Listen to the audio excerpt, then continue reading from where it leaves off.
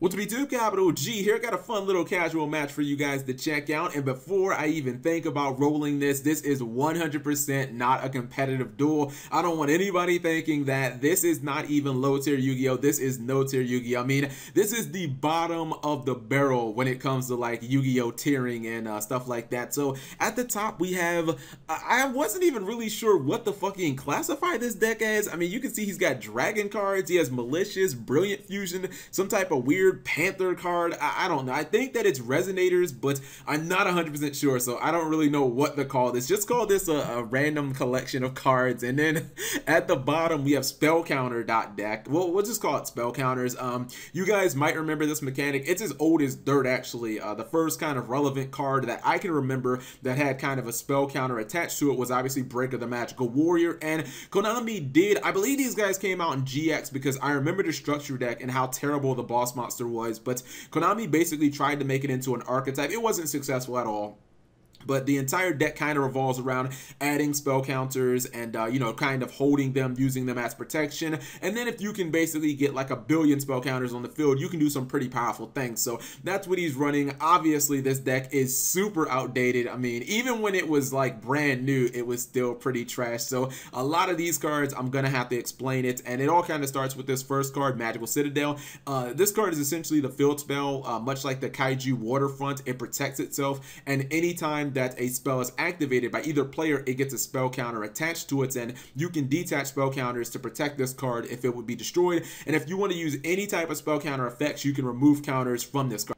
Okay, so let's go ahead and roll this, and I believe he's going to open up with Citadel, and then he's going to activate Spell Power Grasp. And if you guys don't know what Spell Power Grasp is, it's a really weird old card. It's like one of the least impactful cards ever. Essentially, all it does is it puts a spell counter on a card that can hold a counter, and then you get to add another copy of itself, but it's a hard once per turn, so it's like it's never a neg1 until you get to the last copy, but it doesn't really do anything. So he's kind of adding a bunch of counters, and I think he gets 6 right here, and he summons his copy of Endymion, the Master Magician, and this is kind of like a weird cross between Hyperion and Dark Magician of Chaos. You summon it by removing 6 spell counters anywhere on the field. It's a special summon, and then you get to add 1 of your spells back from your graveyard to your hand, and then it has the Hyperion effect of you discarding a spell card, and you basically get to blow stuff up. It doesn't sound that powerful, but these are like cards from fucking GX, guys, so a lot of these cards are like a decade or like 12 years old, so you have to understand power creep. This was like a boss monster for this terrible archetype. So now he gets a copy of Magical Exemplar, and this is basically like having a second copy of Citadel, because this card can hold spell counters as well, but this one actually gets 2 spell counters for every spell card that is activated. So now he is, not to lie, he's actually kind of racking them up, but you know, his opponent says, look, I know I'm playing a terrible deck, but even terrible decks can make plays, because he was kind of backtracking the last few turns. He wasn't really doing anything. Double Malicious obviously is a brick, but he gets his Soul Charge. Soul Charge makes, you know, any deck good. And he's gonna activate that, he's gonna get 3 monsters back. I believe he's going to summon Red Resonator, yeah.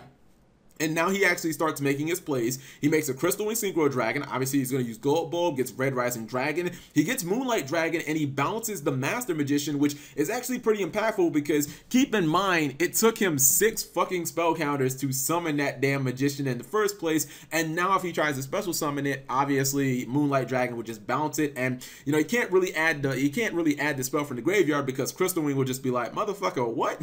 You tried to do what? Did I just catch you trying to add spell cards from the graveyard? Crystal Wing will obviously just shit on it. Let's check his current spell counter lineup. So he has 4 right here on Citadel, and he has 4 on Exemplar. So he can summon that. He can summon the Master if he wants. I just don't know if it's worth it. He activates 7 swords, and then he activates a Lord, and this is actually where he starts racking up spells. Now his opponent does, I don't agree with that. He ended up using Crystal Wing to negate a Magician's Rod, and I was like, bro, what are you doing at that point? So it was kind of weird, and now here's kind of where the action happens. He's gonna activate Megaton Magical Cannon. If you don't know what this card does, you basically remove 10 spell counters from anywhere on the field, and then you get a massive nuke of your opponent's board. Not just, it's basically Judgment Dragon for them. I'm trying to think of a card that just blows up everything on your opponent's board, like all their spells and traps and all of their monsters, but this is what the card does. Unfortunately for him, he just activates Return of the Dragon Lords, and he's like, bitch, please. So it actually ends up doing nothing. Now, this is where the desperate part comes in. He actually uses Circle, and he uses Cosmic Cyclone to banish his own Circle. The reason he's doing this is he's trying to get enough counters on the field to actually do more stuff. So you know you're desperate when you're basically blowing up your own spells and traps, but I'm not sure Circle was going to do anything. So you see right here, he summons his Master, but he gets bounced, and there he actually gets another copy, or it's the same copy. He gets the Megaton Magical Cannon back from the graveyard. He activates it again. He gets that board nuke, and then he actually attacks for game. I think Homeboy, well, I can't say he misplayed because he pretty much had to go that deep with the Soul Charge. I mean, he really didn't have any type of plays, but I feel like, oh dang, I can't go back. I think that he did summon Red Resonator. Isn't Red Resonator the one that lets you gain life points equivalent to like a monster on the field? Like, why didn't he use the effect of Red Resonator? Unless I'm thinking of a different Resonator. I'm pretty sure that there's one of them that gives you life points. Maybe I'm thinking of a completely different one. But yeah, this is definitely 100% no tier Yu-Gi-Oh! I don't want you guys to be like, oh, Cap G is saying that spell counters are going to end up being the next big deck in Yu-Gi-Oh! Definitely not saying that. Just wanted to show you guys a fun little replay of a bunch of cards that even I had to read. Like, I knew what some of them did because one of the cards in here, it's like Dark Magical Warlock or some shit like that. I remember that card from the structure deck. I remember buying that structure deck like 10 years ago and thinking, how the fuck am I supposed to summon this thing? But anyways, if you guys enjoyed the video, give it a thumbs up. Thank you guys for watching. As always, subscribe if you have not already.